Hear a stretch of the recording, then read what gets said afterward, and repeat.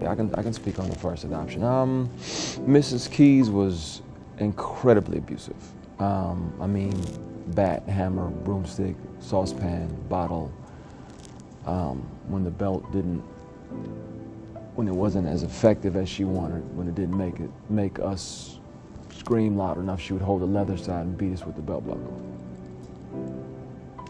It gets worse, but it was that kind of environment between 8 and 12. So by 9, I started running away.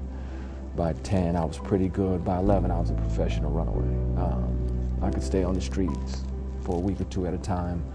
I knew how to sleep behind the bleachers in the middle school, how to sneak in and bum a bite of a friend's lunch in the cafeteria, or go through the garbage and see what they didn't eat, hit the garbage at McDonald's to eat, or steal from Farmer Jack's or Kmart. I got good at that too, unfortunately, but I had to eat. So that's what kind of, she adopted me when I was 6, but the rough years, the beating started at 8, and I just kept running away, and finally they believed me.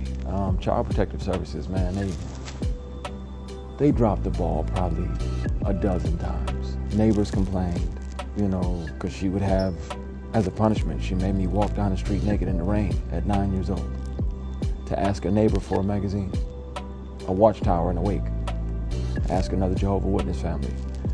And like the things that this does to a kid, like it took a couple decades to build my self-esteem back up and to heal from all of that. It was heavy and painful. But I was so happy to get out of there. They finally believed me. We're pressing charges, and we're at the courthouse, and she says, if you drop the charges, I will relinquish my adoption rights, and you'll never have to see me again. And I said, shit, where do I sign? And so that was it. But the other side of that is that she kept my brother with her, my blood brother. And he had been through most of the foster homes with me. But not all of them, but most of them. And he had been adopted with me. So we were split for like 10, 11 years. I didn't see him again till, I don't know, I was 22, 23. So, but cut back to the second adoption. It was wonderful. The family taught me love, taught me how to be a man, taught me responsibility. I had an extensive chore list, which I didn't mind because I was with a family who wanted me there. So it was amazing. I was happy to cut the grass and rake the leaves, take the trash out, wash the dishes. I was just happy to be wanted. Went off to college for social work because I figured, why not? I mean, I've been in group homes, detention centers, foster homes, dealt with child abuse and neglect, and I figured I could affect some change on the other side, so why not?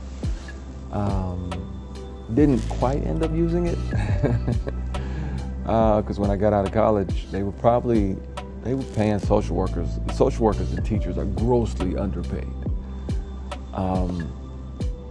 It's probably like 32, 35 a year or something, and my first job out of college, I was driving a truck at a moving company, and that was like 50, 60K a year. I was like, I'm staying over here and getting this bread.